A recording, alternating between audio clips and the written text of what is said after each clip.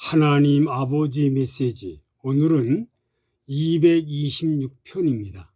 베드로전서 3장 1절부터 7절 말씀을 중심해서 아내와 남편에게 부탁, 이 부탁의 말씀을 가지고 오늘은 아내와 남편에게 부탁 말씀을 상고하면서 은혜와 도전을 받겠습니다. 베드로 전서는 초기 교회가 가장 혹독한 핍박을 받던 로마의 네로 황제 당시에 기록된 말씀입니다. 하나님 앞에서는 왕 같은 제사장이요 거룩한 나라의 백성이지만 세상에서는 나그네요 핍박받는 이들이 초대교회의 성도들이었습니다. 오늘 본문은 고난과 핍박의 시대에 예수 믿는 가정은 어떻게 살아야 하는지, 구체적으로 아내와 남편의 어떻게 살아야 하는지를 가르치고 있습니다. 행복한 가정을 이루기 위해서 무엇보다도 중요한 주체는 남편과 아내입니다. 본문 1절부터 6절까지는 아내에게, 그리고 7절에는 남편에게 사도 베드로는 특별하게 교훈하고 있습니다. 먼저 아내에 대한 권면을 살펴보겠습니다. 첫째로, 아내들아 자기 남편에게 순종하라 하셨습니다. 1절과 2절. 아내들아 자기 남편에게 순종하라. 아내된 자들은 이와 같이 자기 남편에게 순종하라 하셨습니다. 예수께서 하나님에게 순종하신 것은 열등하시기 때문이 아닙니다. 마찬가지로 아내가 남편보다 못하기 때문에 순종해야 하는 것이 아닙니다. 예수님은 하나님 아버지의 우주적인 뜻과 섭리를 이루기 위해서 순종하셨습니다. 그러면 아내는 왜 남편에게 순종해야 할까요? 아내는 남편을 머리로 세우신 하나님의 섭리에 따라 가정의 승리와 평안을 위해서 남편을 돕기 위해서 순종하는 겁니다. 창세기 2장 20절에 보면 하나님께서 아담에게 하와를 주실 때에 돕는 배필을 주셨습니다. 돕는 배필. 아내의 역할은 돕는 것이고, 편안하게 하는 것이고, 승리하게 하는 것이고, 순종하는 것이 하나님의 섭리입니다. 아내의 매력은 돕는 자세 속에 있습니다. 아내의 가장 매력은 돕는 자세 속에 있다는 겁니다. 아내의 교양과 능력도 돕는 모습 속에 있습니다. 교양과 능력도 돕는 그 속에 있다. 요즘 사람들은 가르치려는 말만 들으면 또 설교한다라고 거부 반응을 보입니다. 뭐 좀 말하면은 또 설교하네 이렇게 거부합니다. 그러니까 말이 아닌 순종하는 행동을 보여주어야 한다. 이제는 말을 하지 말고 순종하는 것을 보여줘야 한다. 그러면 남편은 그 행동에 감동을 받게 됩니다. 설교는 말로 하는 것이 아니라 행동으로 하는 것입니다. 아내들은 남편에 대한 순종이 그 어떤 위대한 설교보다 효과적이라는 사실을 잊지 말아야 하겠습니다. 그러니까 아내들아 자기 남편에게 순종해라. 순종하라. 도와라. 이것이 바로 아내의 매력이라는 사실을 사도 베드로는 아내들에게 가르쳐 줍니다. 두 번째로, 외모로 단장함보다 마음의 단장함을 추구하라 하셨습니다. 3절로 4절. 외모로 단장하는데 너무 신경 쓰지 말고 마음에 단장을 해라. 3절과 4절. 너희 단장은 머리를 꾸미잖아요. 금을 차고 아름다운 옷을 입는 외모로 하지 말고 오직 마음에 숨은 사람을 온유하고 안정한 심령에 썩지 않을 것으로 하라. 이는 하나님께 값진 것이니라. 그러니까 뭐냐? 육적으로 단장하는 것도 중요하지만 영적으로 단장하는 것이 더 중요하다. 더 중요하다는 거예요. 영적 단장을 하나님은 요구하고 있다는 거죠. 대기업마다 인재를 찾습니다. 그렇죠? 기업체마다 인재를 찾습니다. 회사에 유익을 주고 회사에 발전시킬 인재를 요구합니다. 요즘 입사시험 중에 외모를 중요시한다고 합니다. 외모가 빠지면 안 되기에 여러 가지 성형수술을 취직하기 위해서, 결혼하기 위해서 기본 과정이 되어버렸다는 겁니다. 어떤 여자는 정말로 수술했는데 만족하지 않으니까 또 2차 수술하고 3차 수술하고 10번 수술하고, 어떤 여자는 30번을 수술했는데 그래도 만족하지 못해서 또 하려고 한다고 합니다. 이렇게 대기업마다 인재를 요구하는데 외모를 본다는 거죠. 하나님께서도 사람을 찾고 있습니다. 사람을 찾고 있어요. 하나님 나라를 위한 일할 수 있는 사람을 찾습니다. 그러나 하나님의 눈은 사람의 눈과 다릅니다. 하나님의 눈은 다르죠. 하나님은 사람의 외모를 보지 아니하고 사람의 마음 중심을 보신다고 사무엘상 9장 1절로 2절에 말씀했습니다. 초대왕, 이스라엘 초대왕 사울, 그는 준수하고 외모가 뛰어나 백성들이 왕을 삼으라고 외쳤습니다. 하나님 앞에 정말로 너무 뛰어난 인물이기 때문에. 그런데 그가 하나님 앞에 버림받았어요. 왜 버림받았습니까? 외모로는 참 잘생겼는데 영적으로, 마음으로 완전히 하나님과 멀어지고 말았다는 거예요. 그래서 하나님 버립니다. 다윗의 형 엘리압의 외모를 보고 다윗 왕의 제목감이라고 사무엘상 16장 7절의 말씀 외쳤습니다. 시민들이, 국민들이 외쳤어요.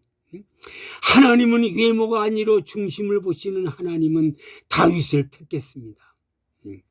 그래서 사도행전 13장 22절에 보니까 다윗은 내 마음에 합한 사람이라고 했습니다. 다윗은 내 마음에 합한 자라. 사무엘하 14장 25절 보니까 압살롬은 뛰어난 사람이라 발바닥에서부터 정수리까지 흠이 없다 그랬어요. 압살롬이 발바닥에서 머리끝까지 최고로 아주 그냥 버릴 것이 없다, 흠이 없다는 거예요, 압살롬이. 그런데 그가 아버지 다윗을 향하여 반역하였고 비참한 최후를 맞게 됩니다. 사람은 외모를 보고 쓰지만 하나님은 외모보다 속사람을 단장한 사람을 쓰신다고 성경은 우리에게 가르쳐 줍니다. 사람은 겉모양만 보지만 하나님은 겉모양을 보는 게 아니라 중심을 보고 영을 보고 그 사람의 됨됨이를 본다는 사실을 우리에게 가르쳐 줍니다. 세 번째로 하나님께 소망을 갖고 살아야 한다. 하나님께 소망. 5절 6절. 전에 하나님께 소망을 두었던 거룩한 부녀들과 같이 자기 남편에게 순종하라. 사라가 남 아브라함을 주라 칭하여 복종하는 것 같이 너희가 선을 행하라 하셨습니다. 믿음과 소망과 사랑을 갖고 사라처럼 선을 행하고 살라고 하셨습니다. 이렇게 정말로 하나님께 소망을 두고 하나님께 소망을 갖고 살아야지. 하나님께 소망이 없는 사람은 아무 소용이 없다는 거예요. 하나님께 소망을 갖고 살아라. 네 번째, 남편들아 아내와 동거하고 귀히 여기며 살아라 하셨습니다. 이제 남편에게 말씀하는 거예요. 7절에 남편 된 자들아 이와 같이 지식을 따라 너희 아내를 동거하고, 남편 된 자들아 이와 같이 지식을 따라 너희 아내와 동거하고 살아라. 동거하고 살래요. 저는 더 연약한 그릇이요 또 생명의 은혜를 유업으로 함께 받은 자로 알아 귀히 여기라. 이는 너희 기도가 막히지 아니하게 하려 함이라. 남편들아 아내를 동거하고 귀히 여기고 살아라. 남편들에게 4가지를 부탁을 합니다. 첫째로 뭐냐? 지식을 따라 너희 아내와 동거하고 살아라. 아내와 합했으면, 아내와 결혼했으면 이제 동거하고 살아야 합니다. 동거하지 않으면요 안 된다는 거예요. 같이 결혼하고 결혼했으면 한 이불을 덮고 같이 동거하면서 살아야지. 동거하지 않고 결혼했는데 동거하지 않고 살아요. 이것은 고장날 수 있는 확률이 99%입니다. 왜 문제가 많습니까? 동거하지 않아서. 반드시 아내와 남편이 됐으면 같이 동거하고 살아야 된다. 동거하고 살아라. 두 번째로, 저는 더 연약한 그릇이다. 여자는 항상 연약한 그릇이니까 항상 조심하게 되라. 연약한 그릇이다. 연약한 그릇. 남자는 좀 강하지만 여자는 연약합니다. 연약한 그릇을 알고, 저 여인이 나를 위해 저렇게 돕고 있구나. 저 여인이 나를 돕고 있고 정말로 승리하게 만들려고 애를 쓰는구나. 정말 편안하게 만들려고 애를 쓰는구나. 그렇게 순종하는구나. 아내가 나를 위해서 돕는 여자를 하나님이 주셨으니 그 여인을 연약한 그릇이라는 걸 알고 소중히 여겨라. 귀중히 여겨라. 연약한 그릇이라고 알고 살아라. 세 번째로 뭐냐? 은혜로 유업으로 함께 받은 자로 알아. 함께 받은 자. 은혜, 하나님의 은혜로 함께 나를 부부로 삼아준 여인, 나를 부부로 만들어준 아내와 남편 됐으니 정말 함께 받는 그러한 자로 알아서 네 번째로 귀중히 여겨야 합니다. 내 아내를 최고로 귀중히 여겨야 됩니다. 내 남편을 가장 소중하게 여겨야 됩니다. 그런데 요즘에 보면은요, 아내를 개떡같이 여기고 남편을 개떡같이 여기는 부부들이 너무 많아요. 다른 여인들을 그저 챙기면서도 자기 아내를 못 챙기는 것이 현재입니다. 내 아내를 귀중히 여기고 살아야 됩니다. 내 남편을 소중히 여기고 살아야 된다는 겁니다. 그래야 그 부부가 롱런합니다. 10년이 가도 20년이 가도 30년이 가도 40년이 가도 50년이 가도 오늘 내일 죽는 순간까지라도 내 남편 내 아내가 정말 가장 소중해. 내 남편이 소중해. 내 아내가 가장 귀하고 귀해. 나 때문에 저렇게 고생했는데, 나 때문에 저렇게 일생 동안 도왔는데, 나 때문에 저렇게 희생하고 봉사했는데, 소중히 여기고 귀하게 여기는 사람이 될 때 하나님의 놀라운 역사가 이루어진다는 겁니다. 사랑하는 성도들이요, 사랑하는 모든 백성들이요, 많은 백성들이요, 아내와 남편에게 부탁한 이 말씀을 명심하고 아내된 여인들에게 4가지를 부탁했습니다. 남편에게 4가지를 부탁했습니다. 이 부탁할 말씀을 꼭 가슴에 새기고 서로 귀중히 여기고 가장 귀히 여기고 소중히 여기고 살아가는 부부가 되기를 간절히 부탁을 드립니다. 아버지, 오늘 아내와 남편에게 부탁한 말씀 4가지를 말씀을 상고하면서 많은 은혜와 도전을 받았습니다. 아내들아, 자기 남편에게 순종해라. 순종해라.